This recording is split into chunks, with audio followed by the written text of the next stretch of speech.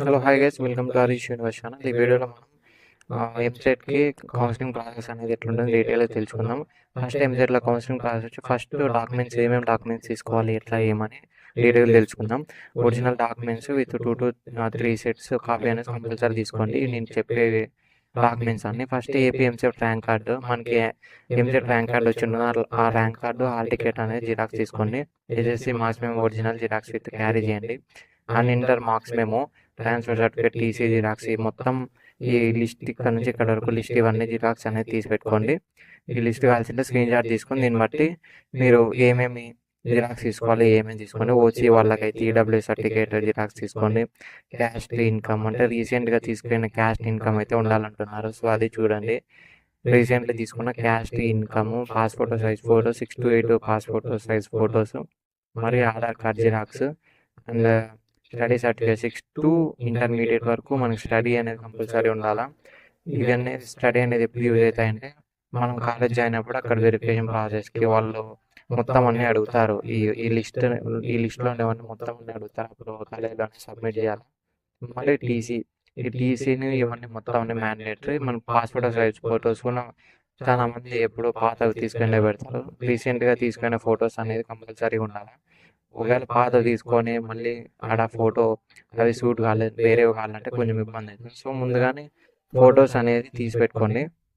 ఇవి మొత్తం list, Aadhaar card, మళ్ళీ క్యాస్ట్ ఇన్కమ్, ఈడబ్ల్యూఎస్, ఒకవేళ ఓసీ అయితే EWS certificate, special category NCC sports ఉంటాయి వాళ్ళకి ఈ సర్టిఫికేట్ ఉంటే అవి తెచ్చుకోండి. ఎందుకంటే ఈ సర్టిఫికేట్లు ఉంటే కొంచెం ర్యాంక్ కొంచెం ఎక్కువ వచ్చినా కానీ సీట్ వచ్చే అవకాశం అనేది ఎక్కువ ఉంటుంది.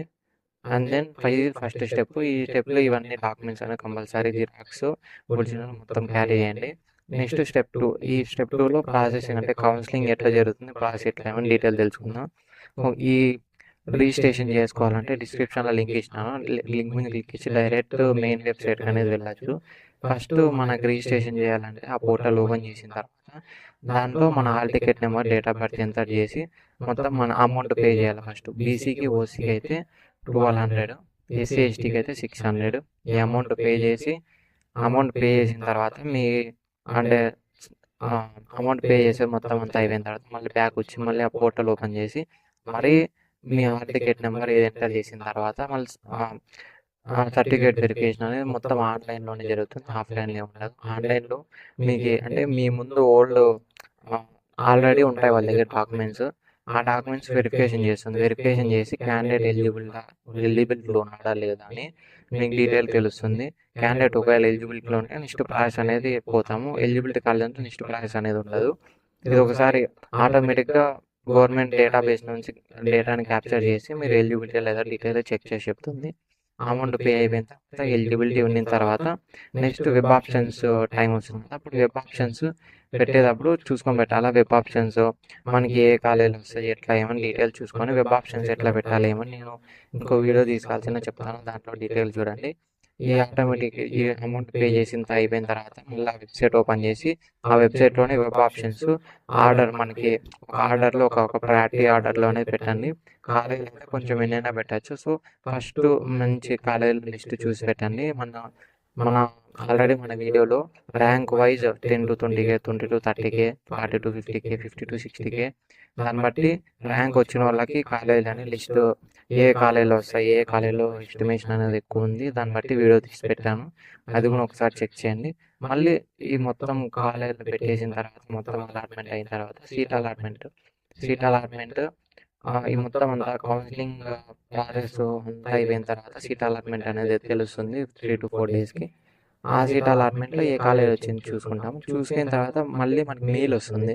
ఆ మెయిల్లో మనం కన్ఫర్మేషన్ ఇవ్వాలి, ఆ కాలేజీలో జాయిన్ కంపల్సరీ అవుతున్నారా లేదా అని. కన్ఫర్మేషన్ ఇచ్చిన తర్వాత మీకు సీట్ అనేది రిజర్వ్ అవుతుంది. కంపల్సరీ సెల్ఫ్ రిపోర్ట్ అనేది ఇవ్వాలి. సెల్ఫ్ రిపోర్ట్ ఇచ్చిన తర్వాత మళ్ళీ కాలేజీ ఈ డాక్యుమెంట్స్ పైన చెప్పినది, ఈ డాక్యుమెంట్ జిరాక్స్ ఒరిజినల్ క్యారీ చేయండి. వాళ్ళు ప్రతి ఈచ్ అండ్ ఎవ్రీ సర్టిఫికేట్ అనేది ఒక కాపీ జిరాక్స్ తీసుకొని దానికి పిన్ కొట్టేసి వాళ్ళ దగ్గర పెట్టుకుంటారు. అండ్ అడ్మిషన్ ఫీజు, ఈ డాక్యుమెంట్స్ మొత్తం అన్నీ మనం ఆ రోజు సబ్మిట్ చేయాలి. ఇప్పుడు రివైండ్ చేద్దాం ఒకసారి మేము డాక్యుమెంట్ తీసుకోవాలో. ఫస్ట్ డాక్యుమెంట్స్ తీసుకోవాలి, ఏపీఎం సెట్, ఎస్ఎస్సి, ఇంటర్మీడియట్ సర్టిఫికేట్, టీసీను, study certificate, Aadhaar card, passport size photo, caste, income, EWS OC వాళ్ళైతే EWS, special certificate NCC sports certificate, ఇట్లా ఫిజికల్ హ్యాండిక్యాప్స్ వీళ్ళు ఉంటారు సర్టిఫికేట్. అండ్ సెకండ్ స్టెప్ వచ్చి రిజిస్ట్రేషన్ ప్రాసెస్. డిస్క్రిప్షన్లో లింక్ ఉంది, దాన్ని బట్టి డైరెక్ట్ వెళ్ళి అమౌంట్ పే చేసేసి నెక్స్ట్ ప్రాసెస్ అనేది చూసుకోండి. బీసీకి ఓసీకి అమౌంట్ ఎంత, ఎస్సీ ఎస్టీకి 600 అయిపోయిన తర్వాత సర్టిఫికేట్ వెరిఫికేషన్ అనేది ఆన్లైన్లోనే జరుగుతుంది. సర్టిఫికేట్ వెరిఫికేషన్ అయిపోయిన తర్వాత వెబ్ ఆప్షన్స్ ఓపెన్ అయితే వెబ్ ఆప్షన్లు పెట్టేసిన తర్వాత కొన్ని డేస్కి వెబ్ ఆప్షన్ ఎండ్ డేట్ అయిపోయిన తర్వాత 3 to 4 డేస్కి సీట్ అలాట్మెంట్ వస్తుంది. సీట్ అలాట్మెంట్ అయిపోయిన తర్వాత సెల్ఫ్ రిపోర్టింగ్లో ఇచ్చేసిన తర్వాత డైరెక్ట్ కాలేజ్ పోయి ఈ డాక్యుమెంట్స్ ఒక కాపీ జిరాక్స్ వాళ్ళు ఒరిజినల్ అయితే ఒరిజినల్ సబ్మిట్ చేస్తాం. ఇది డీటెయిల్గా కౌన్సిలింగ్ ప్రాసెస్. మీకు ఏమైనా డౌట్ ఉంటే కామెంట్లో మెన్షన్ చేయండి, డీటెయిల్గా ఎక్స్ప్లెయిన్ చేస్తాను. Thank you so much for watching this video. Subscribe చేసుకోవడం మర్చిపోద్దు.